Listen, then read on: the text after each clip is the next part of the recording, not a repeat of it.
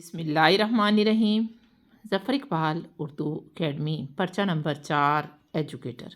आज के पर्चे को शुरू करते हैं। पहला सवाल है कि who advised Abu Bakr to compile the Quran. Quran को जमा करने के लिए किसने कहा था?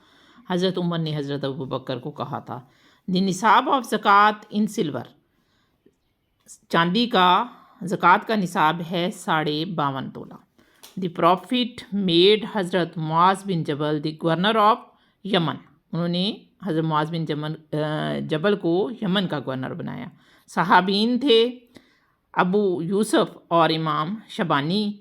हज is not completed unless you go to Arafat. जब तक नहीं जाएंगे हज नहीं मुकम्मल होगा। किताबुल उम्म रिटन की थी इमाम शाफी ने लिखी थी। The foundation of Baitul Hikma. Baitul Hikma जो है अब्बासियों के दौरे हुकूमत में बनाया गया, अब्बासियाट पीरियड में। Number of month Rajab. Rajab का 7वां महीना है इस्लामी कैलेंडर में। फर्स्ट मुजद्दद थे हज़रत उमर बिन अब्दुल अज़ीज़ और सेकंड हैं अहमद सरहंदी। साफिया हमनान बिन मुनीबा founded doctor Hamidullah. Synonyms of decade. Decade दहाई को कहते हैं, यानी period of 10 years. Synonyms of acute. Acute का मतलब होता है शदीद, यानी extremely severe. Synonyms of mutable, यानी बदल पजीर, तगैर बदल, जिसकी कीमत बदलती जाए तो इसका साइनोनिम्स होगा चेंजेबल। ब्लैशफुल का साइनोनिम्स होगा इजीली एम्ब्रेस्ड, यानी शर्मनाक, जो आपको गैर मुतवाज़न कर दे। अनसुलाइट गैर महफूज, इसका होगा नॉन स्पाइल्ड। आई ईट मैंगोज़। अब पैसे वाइज है तो इसके बनाने की डिटेल भी मैंने आगे दे दी है। ईट है फर्स्ट फॉर्म, तो जब किसी फ़िक्रे में फ़र्स्ट फॉर्म हो तो आपने उसको कन्वर्ट करना है प्रेजेंट कंटिन्यूस में, यानी आपने इज़ एम आर लगाना है और थर्ड फॉर्म लगानी है। तो मैंगो यानी हम सब्जेक्ट को ऑब्जेक्ट और ऑब्जेक्ट को सब्जेक्ट बना देते हैं। मैंगोज़, मैंगोज़ जमा है इसलिए इसके साथ आर आएगा। Mangoes are eaten by me. The UNO is the forlorn hope for the world peace. Forlorn hope. Forlorn hope का मतलब होता है उम्मीद ख़त्म करना। तो UNO ने उम्मीद ख़त्म कर ली। Forlorn hope का मीनिंग होगा desperate enterprise. For this act of indifference, he will be taken the task to the authority.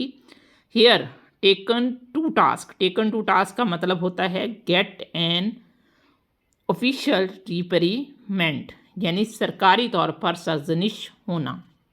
Phrase है अ मंथ ऑफ संडेज़, तो इसका मतलब होता है बहुत लंबा वक्त। He said the hotel receptionist can you tell me the tariff of room. ये है डायरेक्ट इनडायरेक्ट, तो कैन कुड में कन्वर्ट होगा। और इस फिक्रे के मुताबिक चूँकि ये वो पूछ रहा है, दरियाफ्त कर रहा है, तो हम कहेंगे he asked the hotel receptionist if he could tell him to tariff of road, क्योंकि सवालिया है इसलिए इफ़ लगेगा।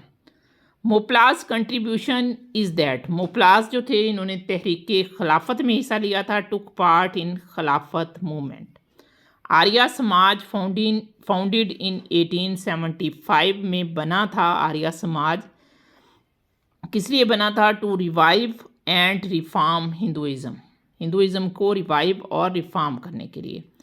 इन द इलेक्शन ऑफ 1945-46 1945-46 के इलेक्शन में द बंगाल मुस्लिम लीग वोन 89 आउट ऑफ 100 मुस्लिम सीट्स, यानी उन्होंने 110 में से 89 सीटें जीती थी और उन्होंने HS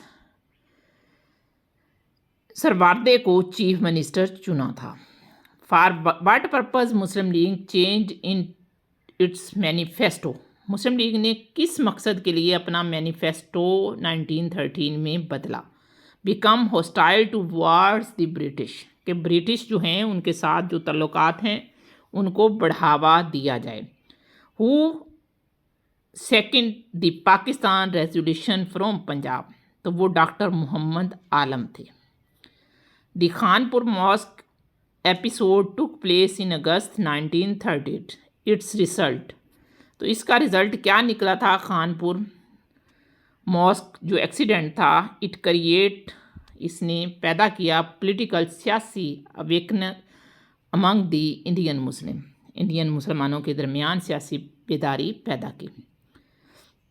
ऑन May 28, 1920 खिलाफत कमेटी पास्ड अ रेजोल्यूशन, खिलाफत कमेटी ने एक रेजोल्यूशन पास किया था नॉन कोऑपरेशन मूवमेंट का, जो मिस्टर गांधी के साथ पास हुआ था। कब? Readdress the government of India, India की गवर्नमेंट के साथ रीएड्रेस करते हुए।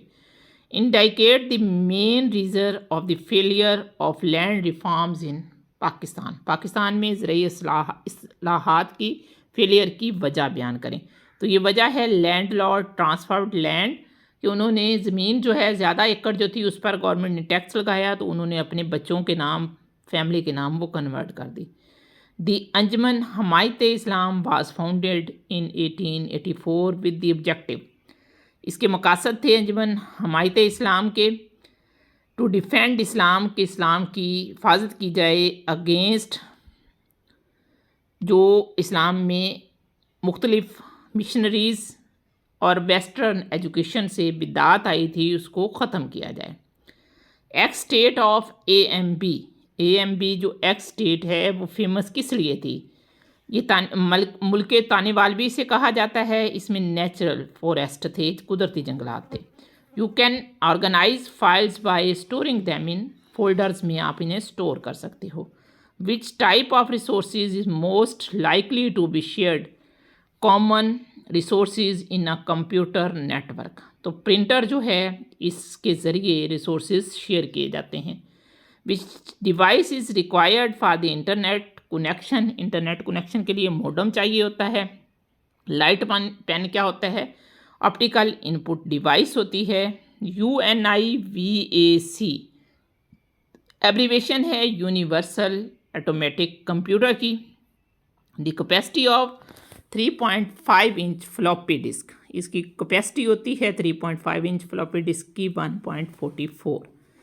MICR स्टैंड फॉर, ये स्टैंड करता है magnetic ink character recognition. EBCDI stand for, EBCID stand for, EB से होगा एक्सटेंडेड, B से बाइनरी, C से कोडेड, D से डेसिमल और I से interchange code. Which of the following is the part of central processing unit? तो arithmetic logical unit जो होता है वो CPU का हिस्सा होता है। CAD stand for computer edit design. Council of technical education was recommended to establish under, education policy 1947 के ज़ेर असल टेक्निकल एजुकेशन की काउंसिल बनाई गई थी। नेशनल एजुकेशन कमीशन 1959 बनाया गया था CSH शरीफ की सरबराही में। Objective of education under national education commission 1959, इसमें spiritual values, ideology of Pakistan और हर बंदे की इनफरादी तरक्की के जो ऑब्जेक्टिव थे वो शामिल थे।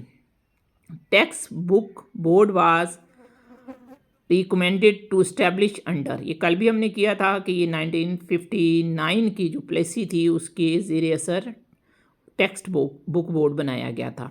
National education policy 1972 was headed by Abdul Hafeez Pirzada ने इसको हेडेड किया था। Private education institute was nationalised, इनको 1972 में कौमियाया गया था। अंडर नेशनल पॉलिसी 1972 जो 1972 की पॉलिसी थी उसके तहत एक साल से यानी क्लास 1 से हर बच्चे को फ्री एजुकेशन दी थी। ओपन यूनिवर्सिटी 1972 में कायम हुई थी। Focus of national education policy 1978, इसमें इस्लामिक वैल्यू और दो कौमी नज़रिया दोनों पर तो जो दी गई थी। अकॉर्डिंग टू चार्टर एक्ट तालीम की जिम्मेदारी ईस्ट इंडिया कंपनी की थी। सर सैयद जो थे उन्हें मुगलिया दरबार में बड़े बड़े ओहदे दिए गए थे। सर सैयद का सने पैदाइश 1817 है। सर सैयद ने 30 से ज़्यादा छोटी बड़ी किताबें लिखी। उठने बैठने और फिरने में सुस्ती करना काहिली है। सर सैयद के मोरसे आला शाह जहाँ के अहद में हिंदुस्तान आए थे। इंसान भी मिसल हैवानों के एक हैवान है, ये काहली में सर सैयद का मिसरा है।